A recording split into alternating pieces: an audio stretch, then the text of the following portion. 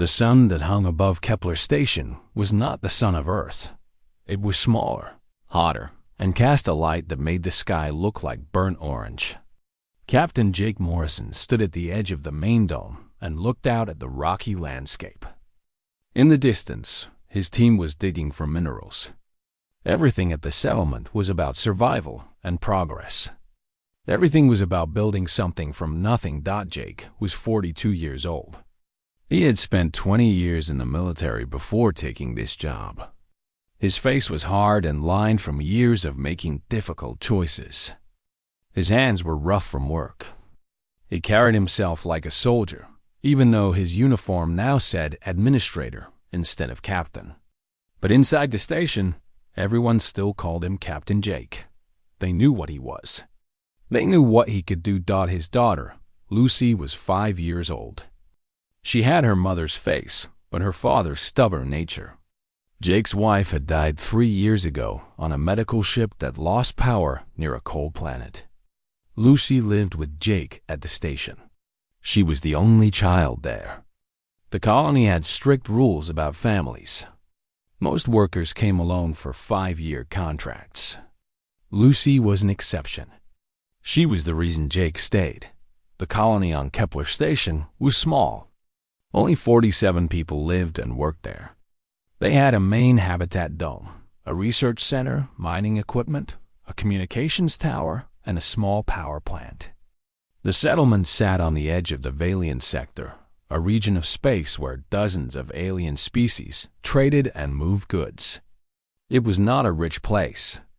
It was not a powerful place. It was just a place where humans tried to survive and work. The Krell Collective controlled most of the space around them. The Krell were an old species, smart and organized. They had rules for everything. They did not like problems. Humanity in their eyes was a young species with potential, but no real power. The Krell had a policy. If a species was developing and not causing trouble, the Krell left them alone. Jake understood this. He kept his colony quiet and helpful. He made sure his people did not cause problems. On Tuesday morning, a message came through the communication system. 3 ships from the Krell Collective were coming to the station. They wanted to trade. They wanted to talk about possible business. The message said 2 ships belonged to the Krell. 1 ship belonged to species called the Vex. Jake did not know much about the Vex. He told the communications officer to accept the landing request. He did not know he was making a mistake. The 3 ships landed in the afternoon. The Krell came down first. They were tall, gray-skinned creatures with 4 arms and intelligent eyes. They wore clean uniforms that showed their position in the collective. The Krell commander was named Thoris. He shook Jake's hand with a firm grip. His translator device spoke in clear English. Behind the Krell came the Vex. They were different. They were smaller, but meaner looking. They had chitinous bodies that looked like insects crossed with something more dangerous. They had multiple eyes and sharp appendages. Their leader was called Commander Zorak. He did not shake hands. He only stared. Jake took them to the meeting room. His second-in-command, Derek Hayes, stood by the door. They discussed minerals. They discussed water exports. They discussed possible agreements that would help the colony grow. The Krell seemed interested and calm. The Vex said little. Zorak mostly watched the room. He watched the walls. He watched the doors. He watched like he was learning the layout of the station. By evening, the formal talks were finished. Jake invited them to eat with the colony. Food was shared. Stories were told. The Krell commander spoke about trading routes and peaceful relations. The Vex commander sat quietly and did not speak much. Lucy was in the habitat dome that evening. She did not know that the station had visitors. She was playing in a common room with her toy animals. She made them talk to each other. She made them fight and make friends. She was the only human child for 1,000 kilometers. She was innocent and small, and she did not know the universe could be cruel. At the end of the evening, Jake walked through the station to put Lucy to sleep. She told him about her game. She told him about the toy animals. She said the big animal was the daddy and had to protect the small ones. Jake smiled. He read her a story about Earth. She fell asleep with her hand holding his. That night, the visitors stayed in the guest quarters. The station had 3 small rooms for visitors. The Krell slept in one room. The Vex took the other 2. Zarak sat alone in his room and looked at the station's interior layout that his scanning devices had mapped. He thought about the 5-year-old human child he had seen playing.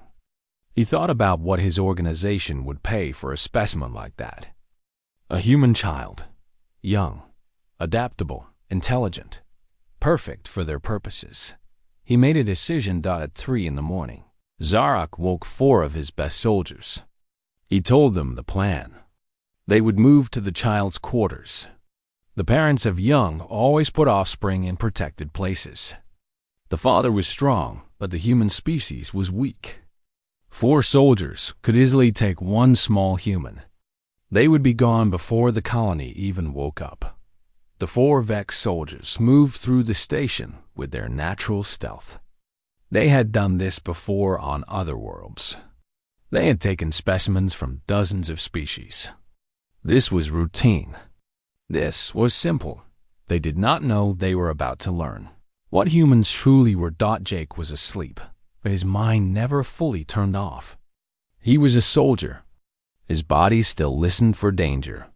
When the door to Lucy's quarters began to open, something in him woke instantly. He heard the sound of her scream before he fully opened his eyes. He moved.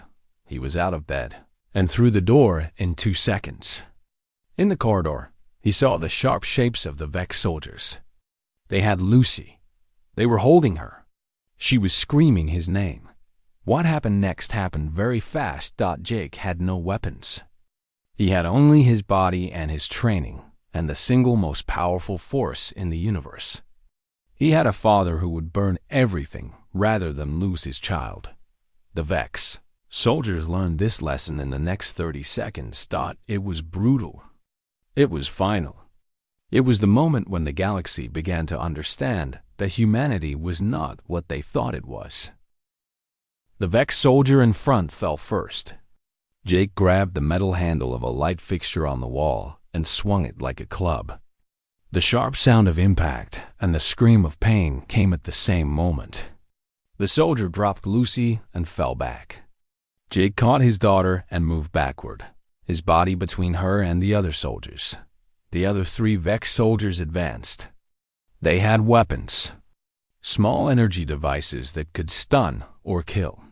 They expected an easy fight. Humans were supposed to be weak. Humans were supposed to be slow. But this human moved like his entire body was made of speed and anger. This human was willing to die to protect his child. Jake sat Lucy down in the sleeping alcove and sealed the door. She was screaming his name. He could still hear her screaming, but he could not let that distract him. He turned to face the 3 Vex soldiers. They fired. The energy blast passed over his shoulder and burned the wall behind him. Jake moved faster than they expected. He kicked 1 soldier in the center of the body. The creature flew backward and hit the corridor wall hard. Its breath came out in a painful sound. The second soldier struck at him with a sharp appendage. Jake caught the arm and twisted it with all his strength. He felt something break inside the joint. The Vex soldier screamed.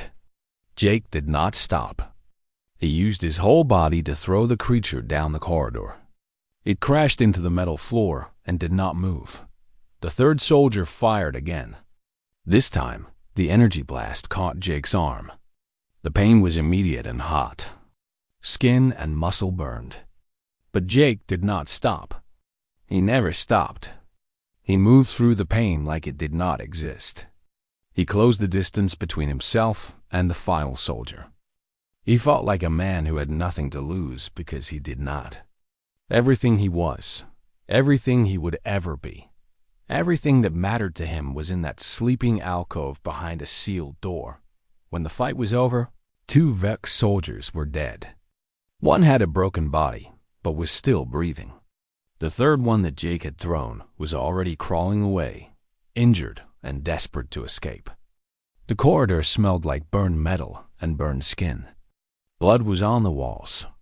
Jake's arm was burned black in places. His breathing was heavy. He was bleeding from cuts on his face and body. He looked like a man who had just survived war. He opened the door to Lucy's alcove.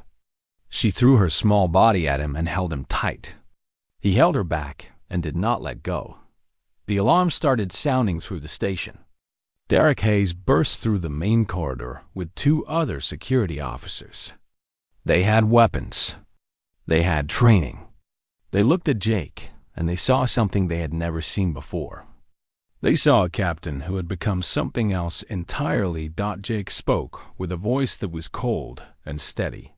"Tell them not to move. Tell them to get away from me and my daughter." He did not shout. He did not need to. The truth was in his eyes. Derek understood. He waved the other officers back and cleared the corridor. Jake carried Lucy to the main command center. He held her the entire way. Within the hour, the Krell commander and the Vex commander were summoned to Jake's quarters. The station's administrator office had become a fortress. Jake stood holding Lucy. Derek stood beside him with a weapon. The Krell arrived first. Thoris looked at the destroyed corridor. He looked at the body of the Vex soldier. He looked at Jake's burned and bloody arm. He looked at the small human child who would not let go of her father. Commander Zarek arrived next. He saw his soldiers. 2 dead. 1 in the station's medical bay with injuries that would take weeks to heal. He saw Jake Morrison, small, young, weak according to all the files. But standing in front of him was a human that had destroyed trained soldiers like they were made of fragile material. Zarek spoke first. His voice was like knives cutting through air. "This human has committed a crime against a sanctioned species. The Vex have the right to acquire genetic material for research. This is Krell law. You will surrender the child or face the consequences." Jake did not hesitate. "No." Zarek stared at him. The answer came so fast and with such certainty that it confused the Vex commander. No other species said no to him. No other species refused his demands. Jake continued. "You tried to take my daughter. I killed 2 of your soldiers. The next one who comes near her will die. And then the next. And then all of you. I will burn this station. I will burn everything. You will not take her. You can kill me. You can destroy this colony. But she will not be taken. Not while I can still breathe." The words hung in the air between them. Commander Thoris of the Krell listened carefully. He understood what he was hearing. This was not negotiation. This was not trade. This was something else. This was a creature defending what it loved with absolute commitment. The Krell kept careful records of species behavior. In all their years of galactic observation, they had never seen a species respond to threat with such pure and total conviction. "Commander," Zarek demanded that the Krell enforce the acquisition law. The Krell commander began to speak, but Jake interrupted him. "I don't care about your laws.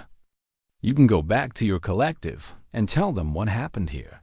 Tell them a human stopped 4 Vex soldiers. Tell them a human did not negotiate and did not surrender. Tell them a human chose to die rather than lose his child. Tell them this is who we are." The Vex commander's face turned darker. His appendages twitched with rage. He had never been refused. He had never been humiliated in this way. He told the Krell commander that this violation had to be punished. The Krell had to support the acquisition law or the entire system of trade would collapse. Commander Thoris was silent for a long moment. He looked at Jake. He looked at Lucy. He looked at the body of the Vex soldier on the floor. He looked at the burned corridor that showed the violence that had happened here. He said nothing. He turned and walked out of the room. The message was clear. The Krell were stepping back. They were not going to enforce anything. They were observing. They were learning. Commander Zarak stood alone in the room with Jake and his daughter. For the first time in his life, Zarak understood what it meant to face an opponent that would not break. An opponent that would rather destroy itself than lose. He turned and left the room. But he was not done.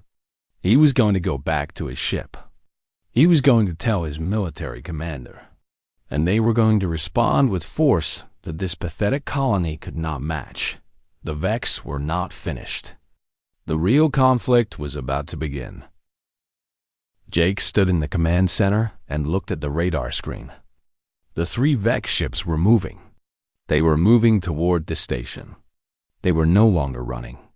They were coming for war. He turned to his staff. Everyone, evacuation to the lower levels now. Get to the bunker. Move. The evacuation started. 47 people tried to organize the chaos.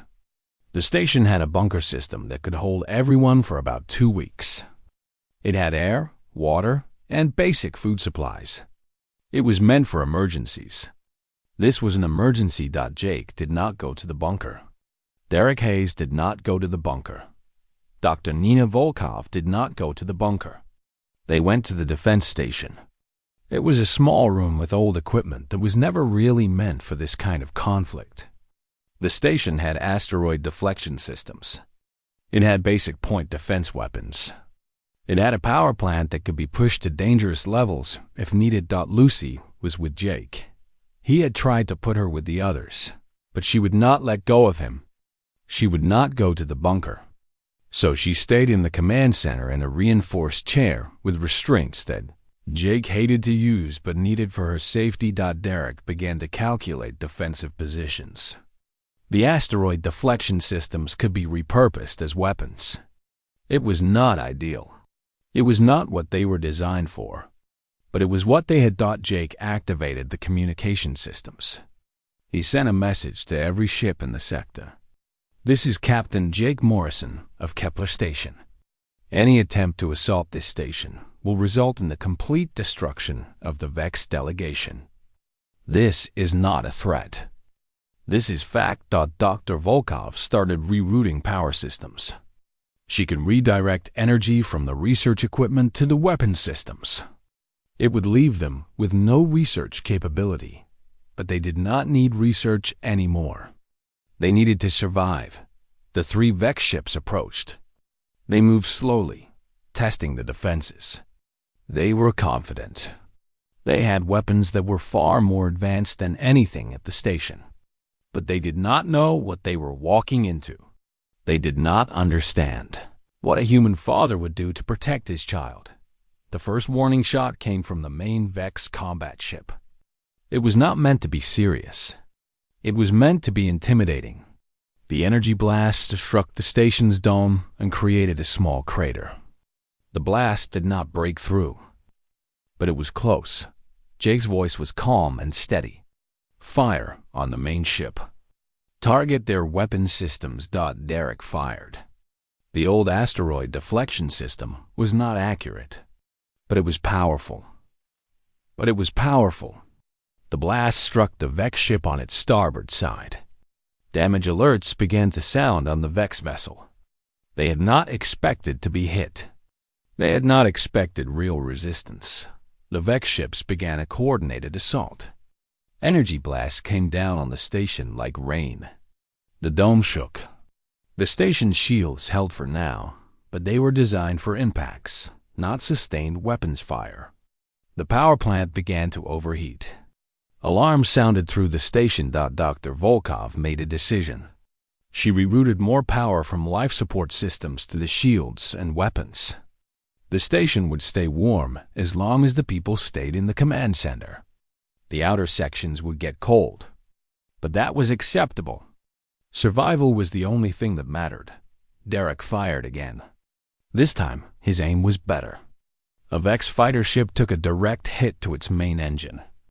The ship lost thrust and began to fall toward the planet below. The Vex pilots ejected. Their emergency pods fired away from the dying ship. The ship crashed into the rocky terrain with an explosion that sent dust clouds into the sky. One Vex ship down.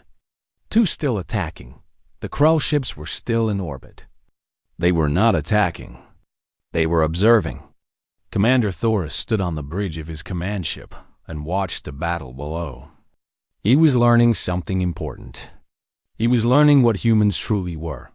The Vex ships changed tactics. They stopped attacking the dome and started attacking the outer equipment. They destroyed the mining equipment. They destroyed the water collectors. They destroyed the research stations. They were trying to break the colony's will to resist. They were trying to force a surrender. But Jake Morrison had no will to break. He had one goal: keep his daughter alive. Everything else was secondary. He did not care about the mining equipment. He did not care about the research.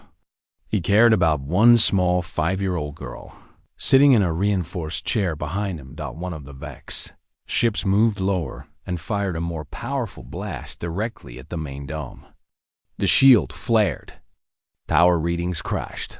Dr. Volkov diverted everything. Everything went to shields and weapons. The station went dark except for emergency lights. The temperature began to drop. Jake felt the cold. He did not care. Lucy was still warm in her chair. That was what mattered. Derek fired the deflection system one more time. The timing was perfect. The Vex ship that was diving was directly in the path of the blast. The energy struck the ship's shields. The shields held for a moment, then collapsed. The ship's hull was penetrated. The ship did not crash. The ship did not survive. One moment it was there, and the next moment there was only debris falling toward the planet. 2 Vex ships destroyed. 1 ship remaining. The final Vex ship pulled back. Its weapons went silent. It did not attack anymore. Commander Zarak could see what was happening. He was losing. A species with weapons that were thousands of years more primitive was defeating his combat ships. He was losing soldiers. He was losing ships. And the human commander was not negotiating. The human commander was not discussing terms. The human commander was fighting like a creature with nothing to lose. Which was true. Jake watched the final Vex ship move to a higher orbit. He thought it was preparing to leave. He thought the battle was ending. But he did not know that Zarak was sending a message to his military command. He did not know that reinforcements were coming. He did not know that this was not the end. But for now, the station was safe. For now, his daughter was alive. For now, Jake Morrison had held the line. He did not know he was about to teach the entire galaxy what humanity truly was. The message from Commander Zarak reached the Vex military command within the hour. He detailed everything: the attack, the failure, the loss of 2 ships and multiple soldiers. He demanded immediate response. He demanded that the Vex send military reinforcements. He demanded that the Krell Collective be forced to support him under the acquisition laws. The Vex military command listened. They sent a message back. Reinforcements were coming. A destroyer-class ship was being dispatched. It would arrive in 6 hours. They told Zarak to hold position and prepare his remaining forces. Commander Thoris of the Krell received a communication request from the Vex command. They wanted to invoke the acquisition law. They wanted the Krell to force the humans to surrender the genetic material that the Vex had a right to collect. They threatened that if the Krell did not comply, it would undermine the entire trade and treaty system. Doris did not respond immediately. He was thinking. He was calculating. He had just watched something that violated every assumption the Krell had about human development. A species with primitive weapons had destroyed advanced ships. A species with no real military had fought a battle that cost the Vex multiple vessels. A single human had killed trained soldiers. A 5-year-old human child had become more valuable and more dangerous than any genetic specimen. Doris called his council together. The debate began immediately. Some Krell argued that humanity had violated the acquisition law. Some argued that the law was being applied unfairly. Some argued that humanity had shown they were dangerous and should be eliminated before they became a real threat. One Krell advisor named Kedis spoke with a different voice. He said something that made Thoris listen carefully. He said that what they had just observed was not the behavior of a weak species. It was the behavior of a species with a different kind of strength. He said that humans were willing to sacrifice their own existence for their young. He said that in 30,000 years of Krell observation, he had never seen any species do this with such absolute certainty. The argument continued for hours. Finally, Doris made a decision. The Krell would not support the Vex acquisition. The Krell would recognize that the station had the right to defend itself. The Krell would send a message to the Vex command informing them of this decision. The message was sent. It said, "The acquisition of human genetic material is cancelled. The violation of human settlement protocols has been recognized. All Krell support for acquisition operations is withdrawn." Commander Zorak received this message with fury. He understood what it meant. The Krell were stepping away. The legal framework that he had relied on was now gone. He had lost his authority, but he still had one ship. He still had soldiers. He still had his pride. And he was not going to let a human colony defeat him. He sent a response to the Krell. He said that the Vex would enforce their rights without Krell support.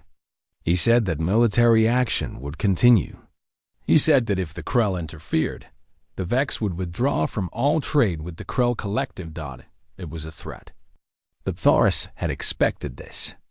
He ordered all Krell ships to remain in position, but not to attack any Vex vessel unless the Vex attacked the Kepler station again. The 6 hours passed. Jake stood in the command center and watched the radar. His arm was bandaged but painful.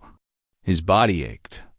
Lucy slept against his shoulder, exhausted from the trauma and fear. Derek stood at the weapons terminal. Dr. Volkov monitored the power systems. The station was cold, but holding together. The Vex destroyer appeared on the radar. It was massive. It was more powerful than all the other ships combined. It was a weapon designed to eliminate threats and crush resistance. Jake looked at the screen and understood what he was facing. He looked at Lucy and made his decision. He activated the station's communication system and broadcast on all frequencies. To the Vex command, to the Krell collective, to every ship and station in the sector. My name is Jake Morrison. I am administrator of Kepler Station. I have a message for everyone who is listening. He paused. He wanted to make sure they heard this. He wanted them to understand. If you attack this station again, I will overload the reactor. I will burn everything. I will destroy the station, the colony, the child, everything. I will not let her be taken. I will not let her be a specimen. I will not let her be a resource. I will burn it all. This is not a negotiation. This is not a threat. This is the truth. Attack or leave. Choose now. The message reached the Vex destroyer. The message reached the Krell command ship. The message reached every vessel in the sector. The silence that followed was profound. Commander Zarak stood on his destroyer and understood what he had just heard. He understood that a human would rather destroy everything than lose his child. He understood that the species he had underestimated had a strength that his weapons could not touch. He understood that winning a military victory would not give him what he wanted because the human would destroy it all rather than lose. The Krell collective made another decision. Commander Thoris sent a message to the Vex destroyer. He told them that any attack on Kepler Station would be considered an act of aggression against a Krell-protected settlement. He told them that Krell forces would respond with total force if the attack continued. It was a bluff in some ways. The Krell command ships were outgunned by the Vex destroyer. But it was also the truth. The Krell had decided. They had seen what humanity was, and they were going to protect it. Commander Zarak received this message. He looked at the radar. One Vex destroyer against 2 Krell command ships, and one damaged Vex ship and a human colony that had said it would burn everything. He had already lost 2 ships. He had already lost soldiers. He could press the attack, but he would lose. The Vex destroyer went silent. It did not attack. It did not move. It hung in space like a fist that had decided not to strike. And for the first time in this conflict, there was stalemate. Neither side could win. Neither side could back down without losing honor. The galaxy was watching, and everything was about to change. The standoff lasted 4 hours. 4 hours of silence. 4 hours where the entire galactic community watched to see what would happen next. News of the conflict had spread through every communication network. Species that had never heard of humans before were now asking questions about them. Species that had ignored humanity for generations were now paying attention.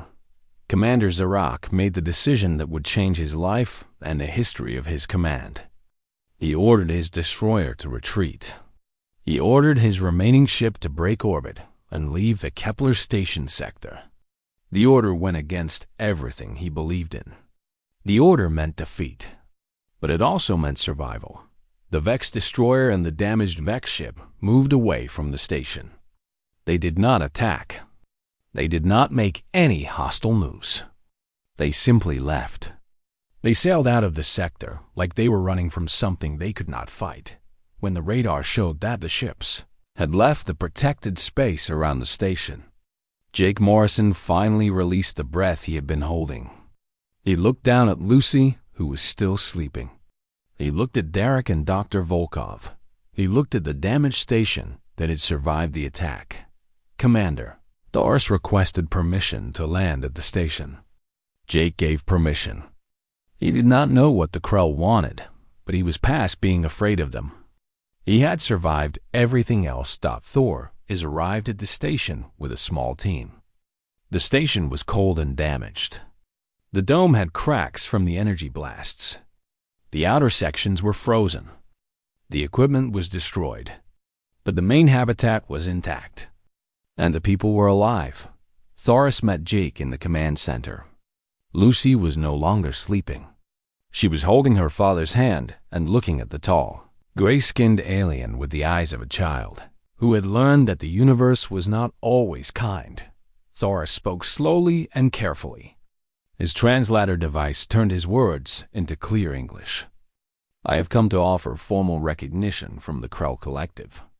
Humanity is no longer classified as a developing species requiring Krell protection. Humanity will be recognized as a sovereign species with unique cultural and defensive values. This recognition will be recorded in all Krell archives. Jake waited for more. He knew there was more. Thoris continued. A notation will be added to the human species file. It will be read by every Krell administrator and every trader in the collective. It will say that humans defend what they love with commitment and violence that exceeds their technological level. It will say that humans are not to be tested.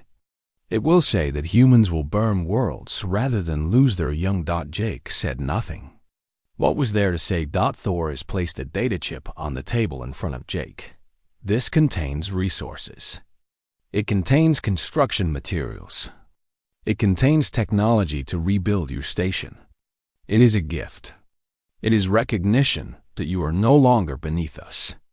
You are beside us. Jake looked at the data chip. He looked at Thoris. He said one thing. Tell the Vex they will never set foot on this station again. Tell them, if they come back, my daughter will be old enough to kill them herself. Thoris made a sound that might have been laughter. He said he would tell them. He said he would make sure the message was clear to every member of the Vex hierarchy. Over the next weeks, the message spread through the Galactic network. News sources reported on the conflict at Kepler Station. Scientists began studying what had happened there. Military analysts reviewed the recordings of the battle. Every species was asking the same question. What is humanity really? The Krell added the notation to their records. It became mandatory reading for all traders and officials. The story of the human father who fought 4 Vex soldiers with his bare hands became legend. The story of the human colony that defended itself against superior forces became famous. The story of Jake Morrison, who said he would burn everything rather than lose his daughter, became known on 1,000 worlds. The Vex learned their lesson. They never tried to capture humans again. When they heard the word human, they thought of violence and loss and the certainty of defeat. They stayed away. They left humanity alone. Jake stood on the observation deck of the rebuild station and looked at the sky. Lucy was beside him. She was older now. She was 7 years old. She did not remember much about the attack. She did not remember the fear, but she remembered her father protecting her. She remembered that he would die for her. She remembered that love was more powerful than weapons. Derek came and stood beside them. He told Jake that the communication system was showing increased interest from other human colonies. More people wanted to come to Kepler Station. More humans wanted to live in the place where humanity had proven itself to the galaxy. Jake nodded. He said they should accept them. He said they should build bigger. He said they should grow stronger. On a Krell ship leaving the sector, Commander Thoris reviewed the final report on the human species. He read the notation again. He thought about what he had learned. He thought about the mother who had died on a medical ship 3 years ago. He thought about the daughter who had survived because her father was willing to do anything for her. He thought about all the species in the galaxy and what it meant that humans had this capacity for protection and sacrifice. He added one more line to the record. A final note. It said, "Underestimating humanity will cost you everything. Do not test them. Do not threaten their young. Do not take what is theirs. They will respond with a fury that transcends all calculation. In the archives of 1,000 worlds. This message was read. In trading posts and military bases and scientific institutes, this message was heard. The galaxy was learning what humans truly were. Not because of their weapons, but because of what they loved. Lucy asked her father why the big ships had gone away. Jake knelt down and looked at his daughter. He told her that some things are worth more than weapons. He told her that love is the most dangerous thing in the universe. He told her that she would always be safe because he would always protect her. Lucy asked if the bad aliens would come back.